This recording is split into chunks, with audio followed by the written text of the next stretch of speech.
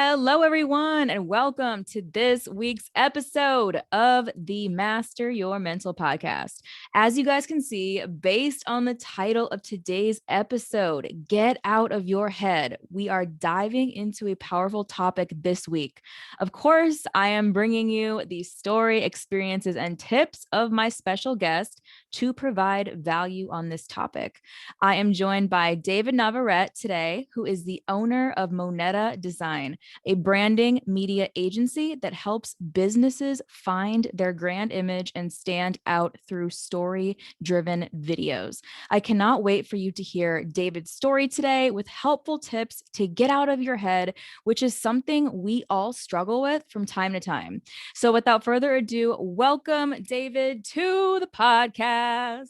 Thank you. Thank you, Paris, so much for having me on. I really appreciate this. Of course. And you guys, I'm really excited about this because I actually got connected with David through an awesome friend of mine. Both of ours are actually, his name is Nick. He hosts the Just Grow podcast, which David was just on and I was on as well. And I had the pleasure, of tuning into his recent episode and hearing a little bit about his story and background. But I want to give David the floor to tell you guys all about this because his story is really powerful.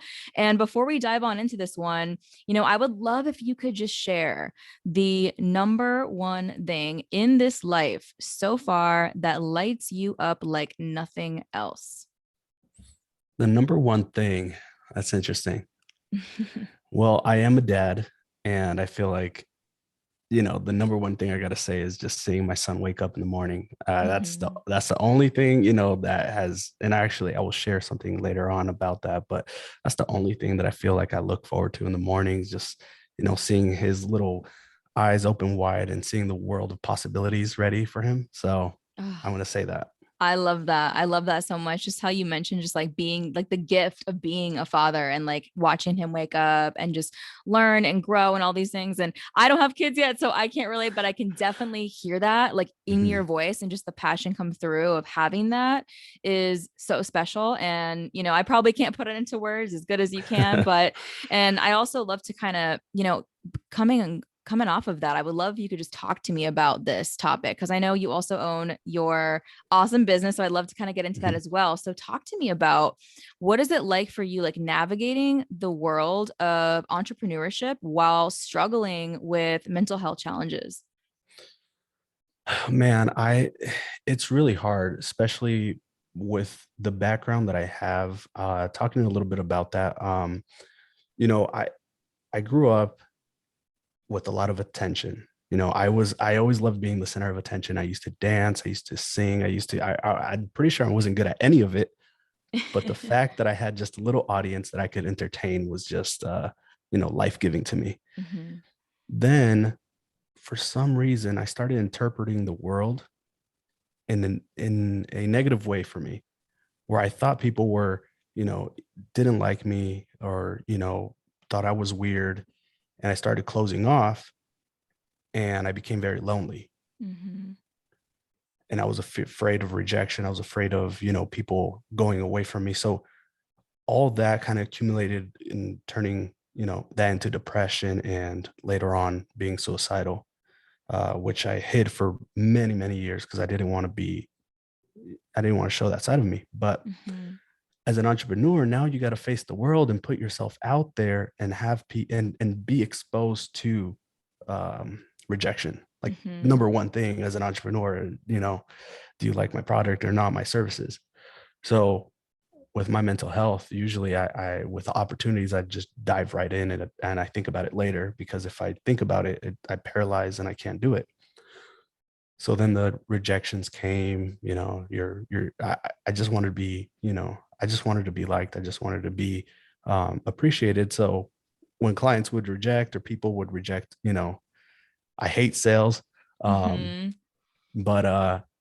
that's what was tough. That was really tough for my mental health and my depression. I would wake up every morning with a smile on my face saying, today's different. Today, people are going to like me in my business. And then being shut down towards night and almost not being able to wake up the next morning because I just felt like I didn't have that motivation. Wow. And honestly, just sitting here and listening to you share that and get into that, I resonate so much with what you're talking about. And especially when you talk about, going into this world of entrepreneurship. And I remember, like from listening to the episode with you guys and Nick talking about sales, right? And talking about how you would go door to door and like having that rejection and just really internalizing that, especially when you're already struggling with depression and these thoughts and these things already inside of you and in your mind. And then on top of that, trying to put yourself out there, right? And, make these new connections. And especially when you have something you built that's yours, like this is something you made. Mhm. And, you're offering your services to the world and you're having people, who are like, oh, I don't really know, if I like this, or because people, are so, they will say whatever they want to It's say. business. It's the they'll yeah. Yeah. So, and I honestly just like commend you so much for coming out and having just the vulnerability to share that, because like you said, for so long you struggled with not wanting to share that and having those thoughts and, going from that depression to experiencing suicidal thoughts and hiding it from the world. So, talk to me about, what was there a certain moment or something in your life that happened where, you felt like I want to share my experiences, or was there something like that that happened to get you from, wanting to continue to just try to move forward and, try to hide it a little bit instead of, I want to talk about this? Like, was there a moment? That I think throughout my life, I've hurt myself many times just because I don't know, to others, because I haven't been in groups, I haven't talked about this. But for me personally, hurting myself was kind of the way of justifying why I was hurting internally. Mm, So throughout my life, I've always hurt myself just to justify my emotions. But I've tried committing suicide twice, mhm, and the second time is when it got out of control, and I thought maybe that would be in my last, moments. And I couldn't hide it anymore. It was plain sight, like I was scared. mhm, And that's when my parents found out for the first time. And then I just after that I was like, I think maybe I should just start telling people so that they don't see me as I just think it's healthy if I knew someone in my circle that was going through the same things, mhm, and not everybody around me was Superman, basically. Like my dad, he never shared his problems, or he always seemed like that perfect Superman, for mhm, me. And around that time, um, me and my girlfriend, which we were transitioning into getting married because we had a son, we were having troubles, and the second suicide attempt was because I was afraid of losing my son. I thought I was about to lose my son in mm, this relationship. Um, and standing on that ledge, ready to just, thinking life isn't for me. I kept seeing my son, and just flashing through my eyes, just seeing him grow up, and then at one point growing up without me. mm, That's the point where I stepped off and I said, you know what, I gotta, I gotta be tough for him. I don't care what I'm going through. It's not about me. It's all about him, which is the wow. reason why I think he is, my shining star that I follow.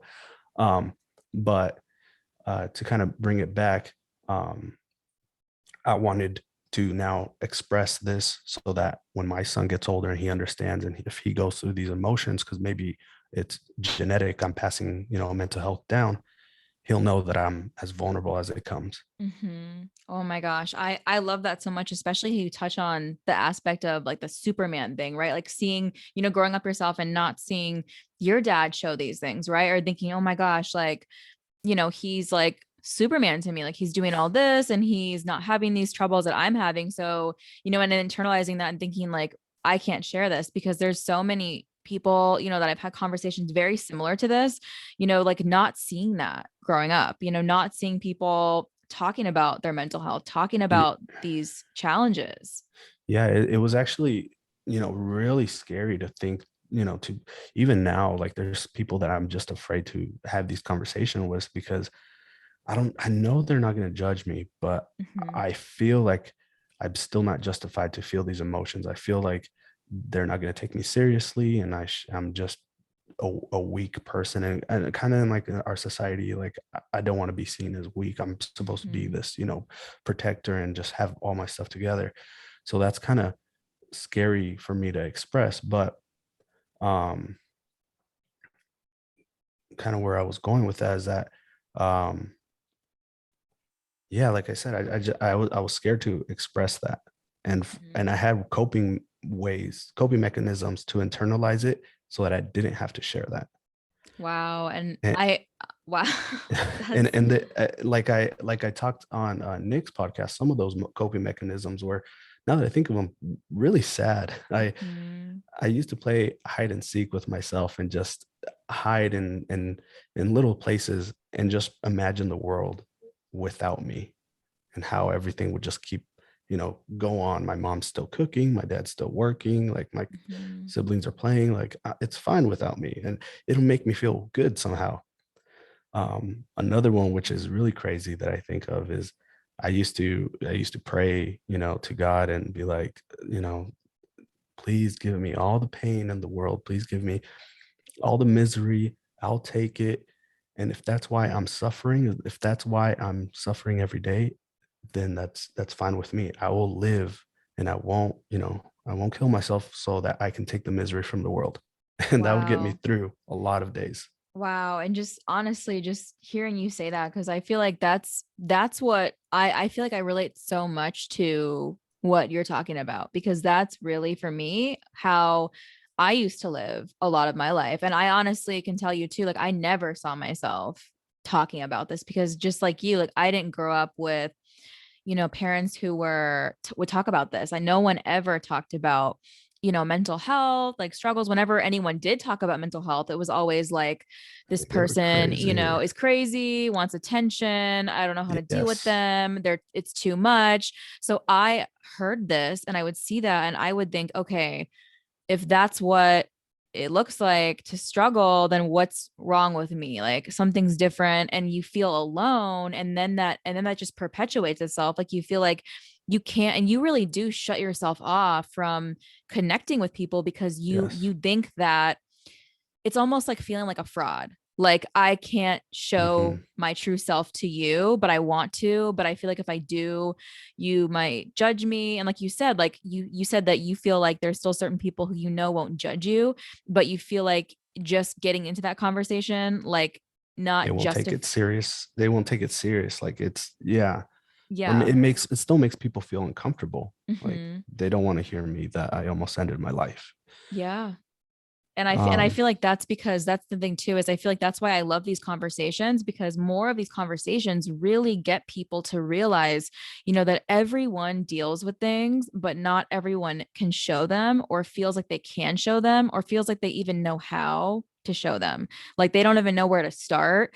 And that to me, like it's very true what you're saying. There is a lot of people out there who are not as comfortable with these conversations. I know I could share my story and talk about same thing, when I was younger, having suicidal thoughts and, and going and attempting suicide. And not everyone, I feel like, knows.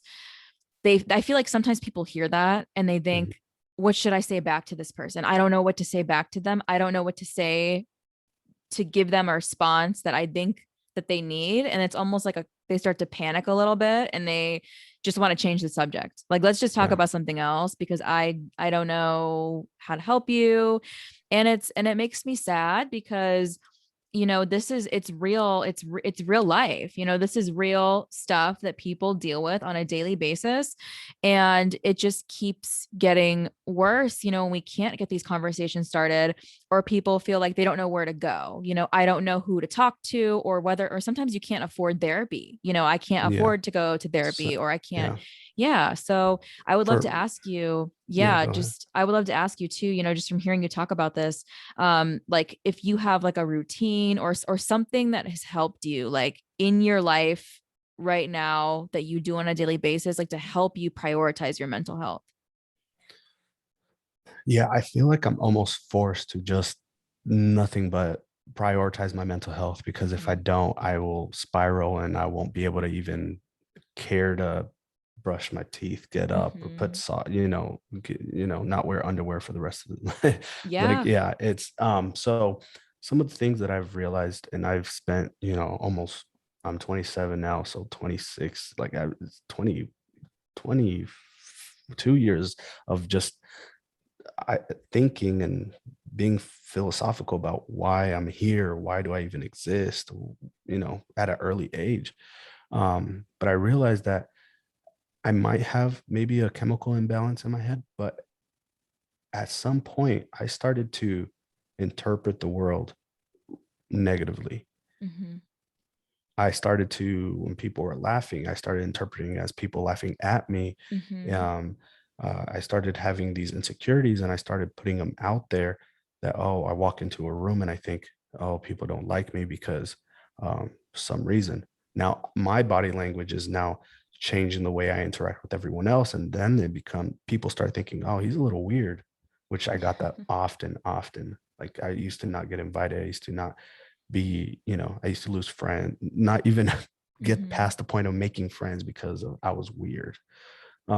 So I realized that the way, and there's books on this, I'm sure, and all these kinds of things, but the way we interpret the world, if we change the way we perceive the world and assume the best, then our body is going to reflect that, our Mm-hmm. body language, our interactions, and you're going to start to receive that kind of positivity. Yeah, no, and I relate literally 100% to what you're talking about because I did what you're talking about. Like I used to be like the exact same way of what you're saying, when you walk in a room or you'd be somewhere and you'd hear people laughing, assuming like it's something I did or, some like it's something about me and just taking everything, Hmm. everything that's going on, something's wrong with me and it's always something's wrong with me. It's never, oh, maybe I did this thing good. It's never that. So I feel like what you're saying with changing that body language and especially like the thought processes that you're having, like really, you guys really make such a world of a difference because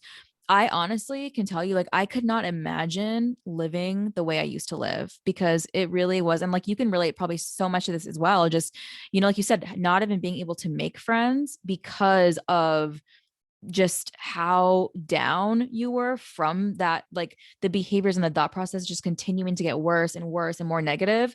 You really do put it out to the world without even realizing it. And that's the truth, is like sometimes we don't have awareness of like how sometimes our internal struggles can be like amplified to the world around us because we're trying so hard to hide it, to ignore it, Yes. to just keep going. You're fine. You're okay. Just keep going, keep going, keep going. And when you do that, you're neglecting yourself, you're hurting yourself. And we think sometimes, because like you said, like growing up where you hear, okay, you're weak if you talk about your problems, Hmm. all this stuff is, a lot of what I would hear and what you would hear, growing up. So, what other option do you have? So, Yeah, it's you just kind of reprogram your brain. I mhm, spent all of elementary programming my brain to think negatively, to think, oh, everything's towards me negatively. But you could start reprogramming your brain. It's like, um, I think it goes like, I think the book Secret kind of touches on it a little yes. bit, but like your brain doesn't interpret positive or negative because they don't exist. It Mhm. just is. So if you're constantly thinking about, I can't get a guy, I can't get a girl, I can't get a good relationship, your brain doesn't interpret it as like, oh, I can't get it. It just interprets it. That's what you're going to get. That's what you're going to get. Mhm. you when I realized that, no ambition, no goal of mine was too little, because I knew that my brain was so powerful enough to get whatever it needed. It would figure out how to program itself to go for those goals and achieve it. Wow. But Wow.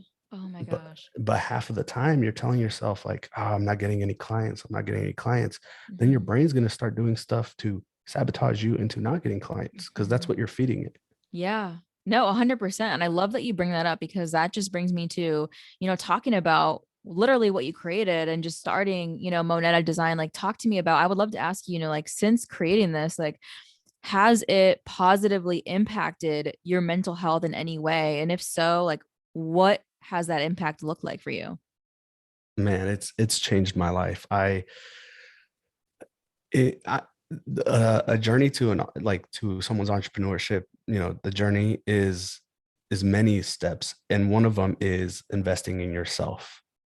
I People don't at first, people don't really think about it because they're like, well, it's about money, it's about making money. If you have a good business, like, no, if you're creating your business and you're building something, it all starts with you. Like, Mm-hmm. everybody who's listening, please understand, before you're starting a business, invest in yourself first, Mm-hmm. and then everything will start to line up. Because like I said, you have a killer business with a killer, systems and processes, a great offer, a great brand. But if you're telling your brain, if you're not, you know, out of your, what is the tagline of the podcast? Out of your mind or out of your head? Yes.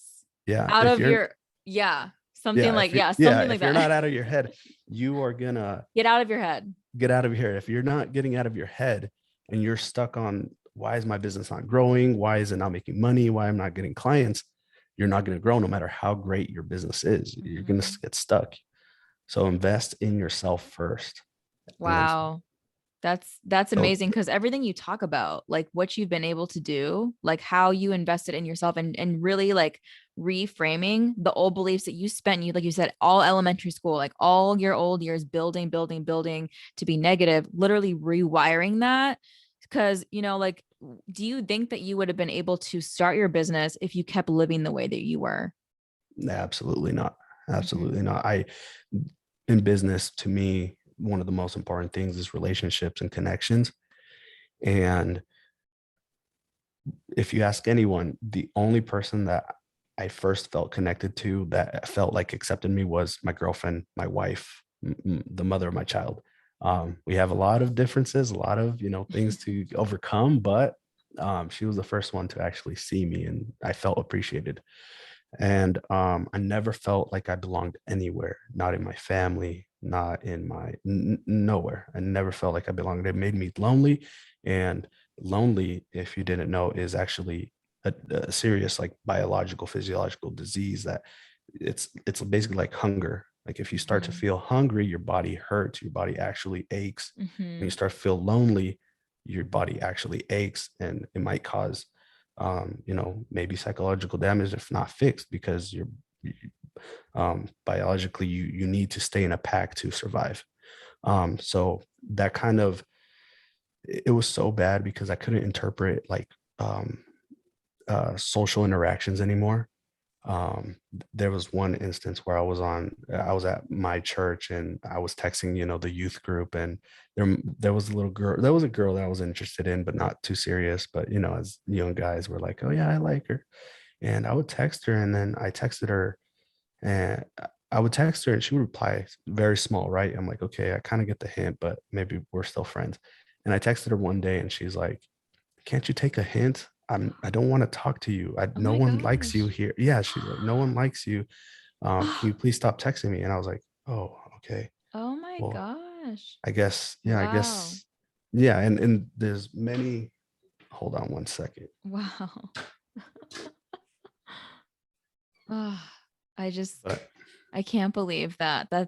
I mean I love that example because I relate again like so much because especially when you talk really, about right like these social like being able because I feel like you just completely lose interest in it. Like you just I feel like sometimes you catch yourselves like in conversations with people and you don't know what to say. You kind of like catch yourself like slipping off into like another world and it's almost like you might think oh like this person I'm talking to like we're good right but then like you said just not it's because yeah for me, like I said, I internalized and made it negative. I thought, mm-hmm for me, I thought everybody didn't like me. I mm-hmm just from the start, I just thought that. So to overcome that, I said, okay, I'm not going to interpret the world any certain way. I'm just going to interpret that everyone likes me. And if mm-hmm they don't, I'm just going to, like, pretend that it's not true so that I can at least yeah make friends. And that kind of was over. I think it was too much. I remember my wife telling me advice like, "Hi, I think you come on too strong." And I was like, really? And then, yeah, because you come off weird when you're trying to make friends.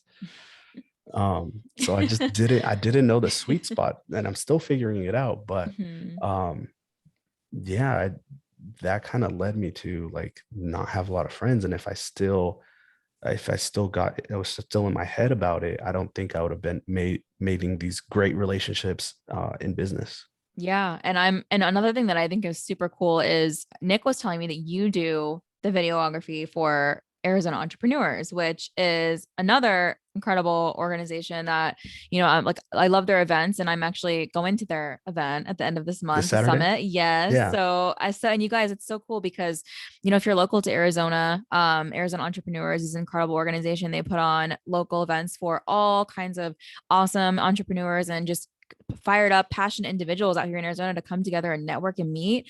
And David does their videography. So, that's another example of a relationship, that he's been able to build because of rewiring these old beliefs. Because it's the truth. When you walk around and you think everyone hates me, you're gonna make it a reality. You're literally making that a reality because you believe it so strongly that if someone ever were to want to be your friend or like you wouldn't believe it anyway. So that's the power in Yeah. that. And, I would love to ask you, I love asking everybody this question because I always get a different answer and they're always like super amazing. So I'd love to ask you, David, right now in this moment, what are you currently doing to master your mental? I am trying to work out. I know that working out is great because I stress a lot. Um, so making holes in that gallon to alleviate that stress, uh, is what I'm working on. But that's my biggest thing that I'm trying to do, work No, out. that's huge because like like everyone, all you guys probably know, the connection between our mental health and our physical health when you pour into yourself in any way, right? Whether that's through reading books, listening to podcasts, working on your business or working out, whatever it is, you are helping yourself in a way that's contributing to the greater good of who you are as a person. So I love that answer. I think it's so important because, like that's what I found too. Like back when I used to not work out and then, how it is today, you really see the difference. And it doesn't mean you have to, every single day, like, be doing like these crazy workouts, just depending on what you want to do and what fits good with your schedule, Just, just getting something in is just great. yeah, just getting up and moving. And something Mm-hmm. interesting that I didn't know I was doing, um, I think it's called dynamic meditation. Mm-hmm. I don't know. Have you heard of that? Yeah. Yeah. You have? Can you explain it to me? I might, before I say Yeah. anything. So I think, yeah. So honestly, meditation is another great one, but sometimes you don't even have awareness that you're literally doing that right now. Like you're literally Mhm. in a state of meditation because you are not, because sometimes I feel like it's hard to like turn your mind off and your thoughts Yeah. off and to just be present and just be Yes. in this moment. So that is a powerful one as well. So you do that as well, right? Dynamic, yeah, Yeah, meditation. yeah. So I try to meditate sometimes. To me, it's the same as praying, is just clearing your head and using all your five senses to experience the world. Like choose one or choose all of them. The goal is all of them for me, you know. Mm-hmm. But something that I someone told me with dynamic meditation is just moving. Um, there's different things, but the I tried dynamic meditation where you're just moving instead of just like quietly sitting and Mm-hmm. focusing. And I realized that the same energy that I get from dynamic meditation is the same thing I do to cope when I'm sad or feeling depressed, which is Wow. dancing and karaoke.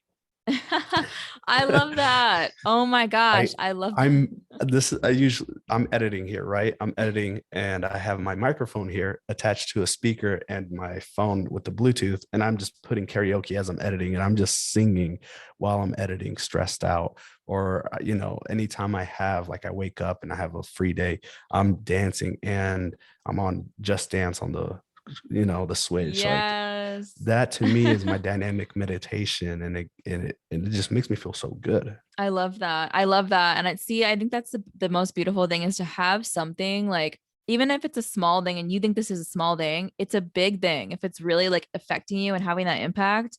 So, yeah, I love it. Dynamic meditation, moving your body, dancing, karaoke, all these things are amazing because they help you prioritize your mental health and take care of you and really keep you on that path. So I love it so much. And Yeah, honestly, David, like I feel like I could talk to you forever about this topic. Like we can go like for hours on mental health and just, your story and like more in detail. I love it. And I honestly just want to thank you for, making the time to come out here on Master Your Mental and just share your story with us, share your tips, and like really thank you. Yeah. share the difference that these things have made in your life. So, I mean, it's been amazing. So, thank you so much for coming out. Thank you. Thank you for having me. I really appreciate this opportunity. Yeah, and I can't wait to share it with you guys because David's story is like just like you guys heard, super super powerful. And tell everybody like where can they get more in contact with you and learn more about you and what you're doing. So I'm actually working on a personal brand because I know a lot of people, are more curious about me and back, thinking that I don't really matter. I didn't really start a personal brand, but I'm going to start one now. But for now, you can just follow my business page at monetadesign.com. Just monetadesign.com, Moneta Perfect. Design everywhere. Perfect. Yeah. And definitely check him out. Check out his work. Super cool and love his content. So you guys go check him out, follow him there. And I want to say a big thank you to you guys, whether it is the daytime or the nighttime. I want to thank you guys for tuning in and listening to this episode. And I'm going to end it on that note. Wish you guys all a great rest of your day or night. So thanks, guys. Bye.